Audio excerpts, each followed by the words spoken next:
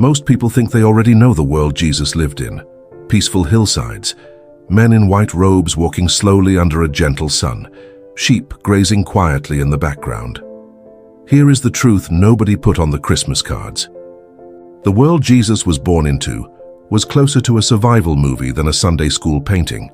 Picture living somewhere your own neighbor might be secretly reporting you to the authorities. Picture handing over a massive portion of everything you earned before you ever got to keep a coin for yourself. Picture one wrong sentence spoken in the wrong place in front of the wrong person, ending with you nailed to a wooden beam on a hillside outside the city gates. This was not ancient history sitting quietly in a museum. This was daily life, and Jesus grew up breathing every bit of it. Today, we are stripping away 2,000 years of soft lighting and stained glass to look at what everyone living in that world already knew, without anyone needing to explain it to them. And before we go any further, here is one thing to sit with for the rest of this video. The manger you are picturing right now, the wooden crib, the separate little stable, is almost certainly not what greeted Mary and Joseph that night. What it actually was is stranger and far more intimate than anything you have ever seen painted on a nativity card. We are getting there, but first we have to talk about who was really running the show in Judea, because nothing in Jesus's world makes sense until you understand exactly how much weight was pressing down on every single person who heard him speak. In Judea, you did not simply know Rome existed somewhere far away.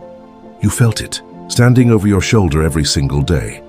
Roman soldiers were not a rare sight reserved for special occasions. They moved through Jewish towns constantly, a walking reminder that this land, promised centuries earlier to Abraham's descendants, now answered to an emperor sitting in a palace thousands of miles away. When Jesus said, "If someone forces you to go 1 mile, go with them too," he was not offering a gentle metaphor about kindness.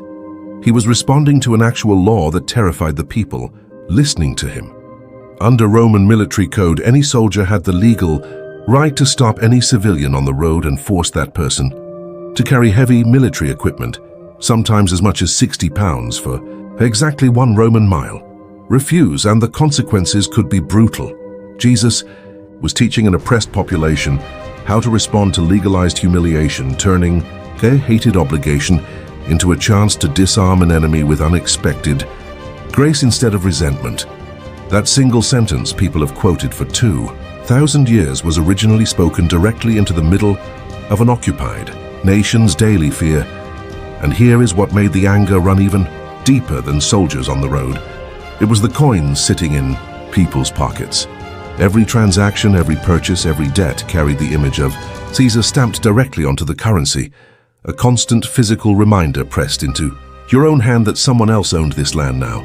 Faithful Jews considered that image itself a violation, a graven likeness of a man who claimed to be divine, circulating through their own marketplaces because they had no choice in the matter. Even the census mentioned in the 2nd chapter of Luke was not some harmless population count taken out of bureaucratic curiosity. It was closer to a full property tax audit, a mechanism designed to make sure Rome knew exactly how much it could extract from every household under its control. For a poor young couple like Mary and Joseph, that forced journey to Bethlehem was not a peaceful pilgrimage. It was an exhausting, expensive, financially crushing obligation imposed on people who had almost nothing to spare in the first place. Here is something else almost nobody tells you. That neighbor you might have suspected of reporting you was not a paranoid exaggeration. Rome relied. Here is something else almost nobody tells you. That neighbor you might have suspected of reporting you was not a paranoid exaggeration. Rome relied heavily on local informants scattered throughout occupied territories. Ordinary people paid or pressured to report anything that looked like resistance or rebellion brewing. Tax collectors themselves often doubled as informants, which is one more reason the entire profession was so deeply hated. Trust was not a given in 1st century Judea.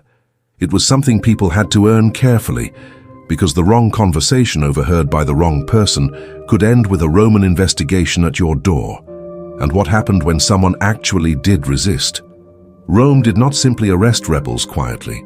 It made examples of them publicly, brutally, specifically designed to be seen by as many people as possible. Roads leading into major cities were sometimes lined with horrifying, deliberate reminders of exactly what happened to anyone who challenged the empire's authority. Jesus grew up seeing this. Every person listening to him speak had likely seen it too. This is the atmosphere his words about turning the other cheek and loving your enemies were actually spoken into. Not a peaceful debate about personal virtue, but direct guidance for surviving underneath a system built on public terror. But while Rome controlled the streets, the checkpoints, and the taxes, someone else was fighting an entirely different kind of war over the hearts of the people. And that battle was in some ways even more bitter than anything happening under Roman occupation. What was actually happening inside the walls of the temple in Jerusalem was closer to a religious civil war than the unified faith most people imagine. Understanding exactly how divided it was changes how you read almost everything Jesus ever said in public. If you think religious and political division today feels exhausting, you would not have lasted a single afternoon inside the temple courts of Jerusalem.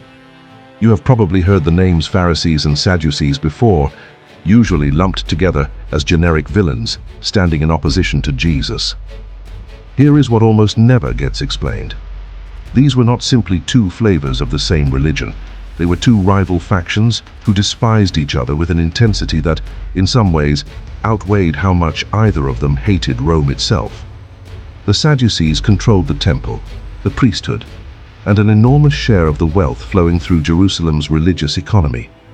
They came almost entirely from aristocratic families, tied to the priestly line, and had built comfortable relationships with Roman authorities.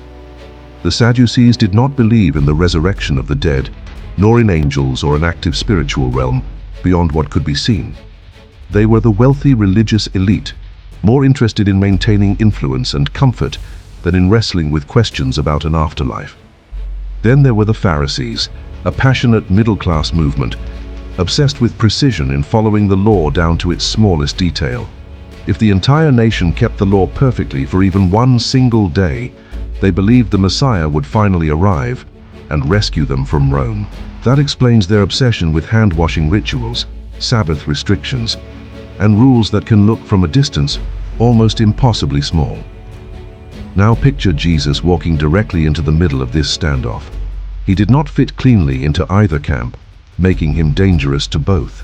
He threatened the Sadducees because his popularity and challenges inside the temple put their financial and political arrangements with Rome at risk. He threatened the Pharisees by exposing the gap between their external rule-keeping and what was actually happening inside people's hearts. When Jesus called them whitewashed tombs, beautiful on the outside while full of decay within, he was likely pointing to tombs visible from where he stood. And here is something most never learn. Out in the wilderness, the Essenes had withdrawn entirely, convinced Jerusalem had become hopelessly corrupted. Simmering beneath the surface were the Zealots, who believed the only response to Roman occupation was violent uprising. Jesus was surrounded by groups who each believed they alone held the answer: stability, perfection, isolation, or blood. Into that pressure cooker walked a carpenter's son with a message none of them expected, and none of them knew what to do with. To understand who he really was, you have to leave Jerusalem behind and step inside the kind of home most Judean families actually lived in. What you picture as a peaceful, spacious nativity scene is about to look completely different than anything you have imagined before. Forget the wooden barn standing off in a quiet field somewhere behind the main house. In first-century Judea, houses were not built from wood. They were built from cold, thick stone, designed to survive heat, cold, and centuries of use. The truth about where Jesus was born is stranger. In a typical Judean home, animals did not sleep outside.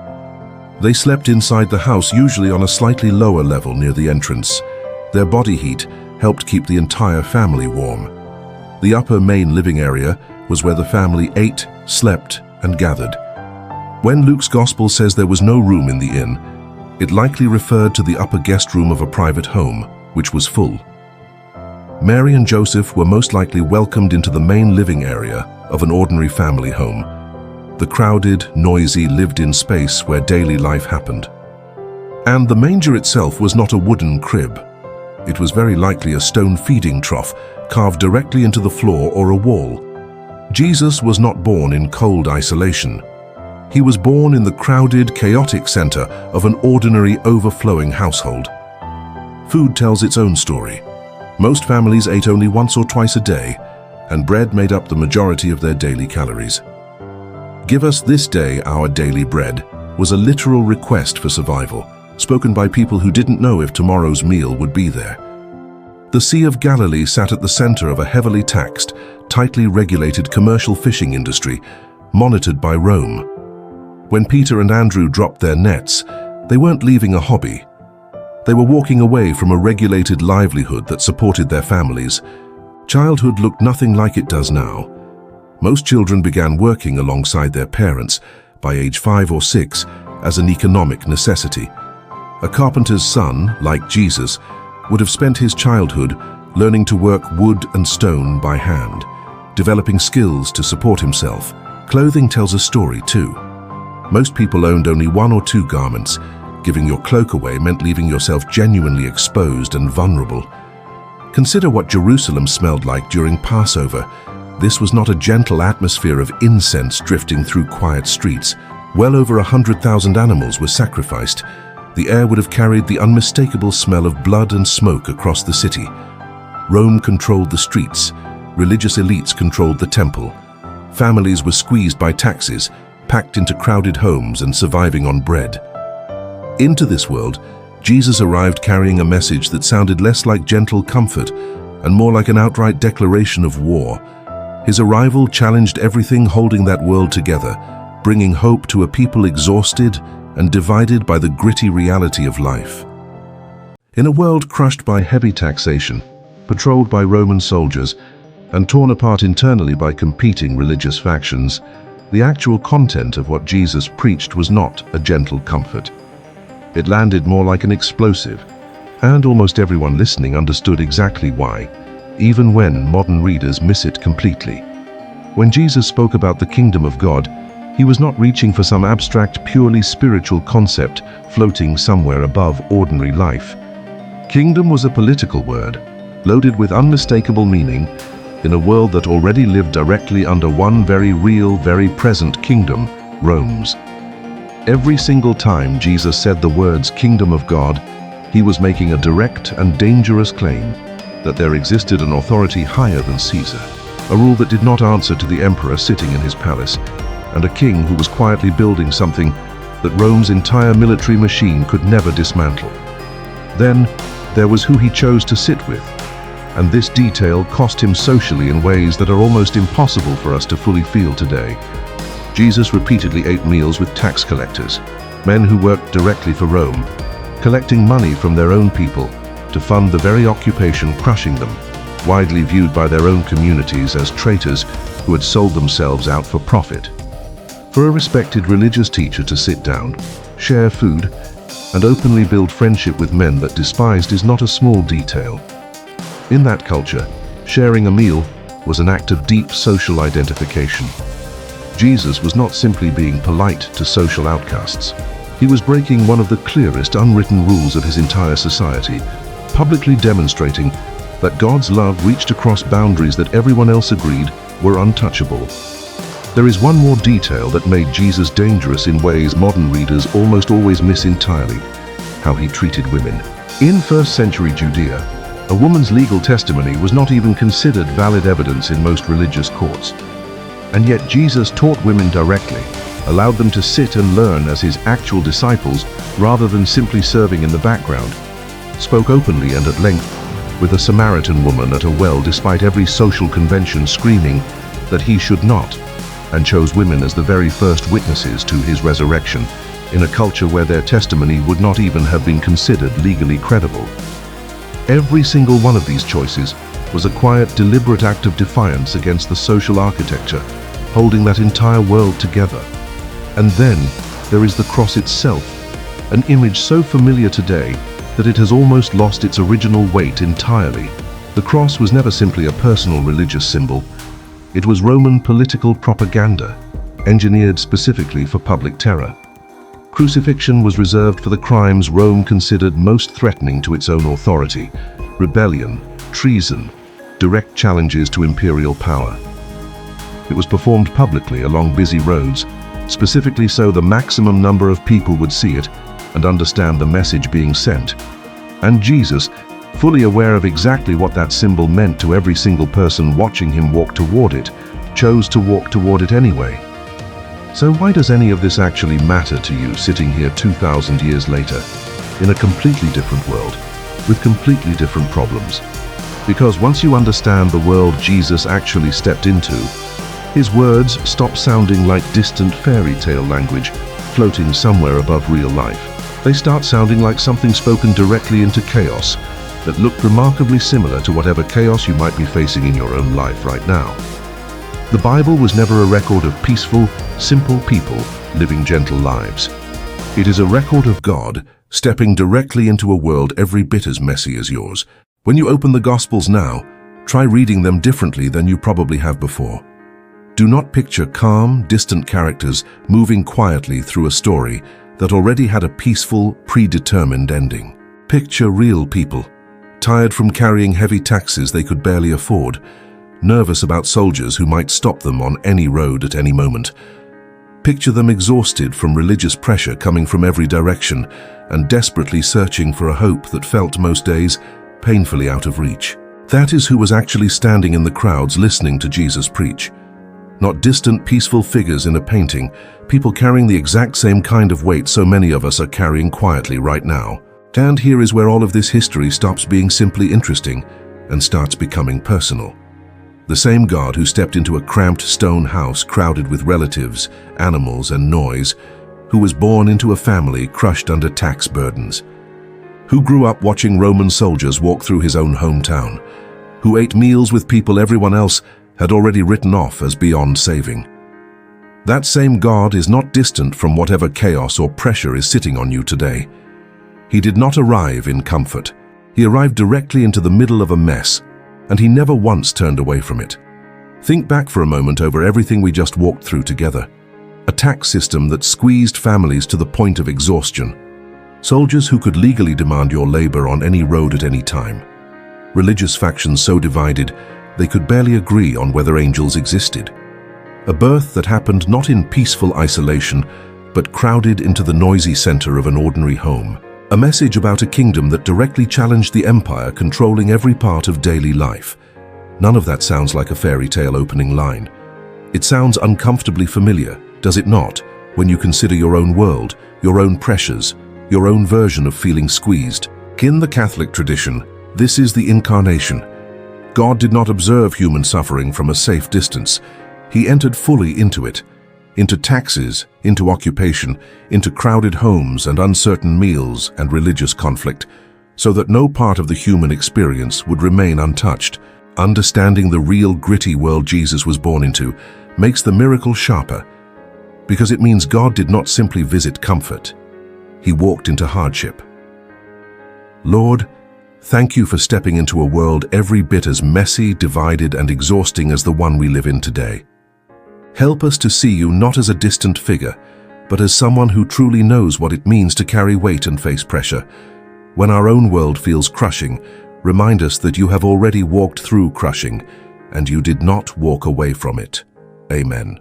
If today's history stirred something in you, I encourage you to watch the video right before this one. 185,000 soldiers died by morning. Which part of this history surprised you the most? The tunnel of taxes, the truth about Jesus' birth, or the declaration against the empire? Let me know in the comments. Like, share, and subscribe to God With Us Today so you never miss what we uncover next.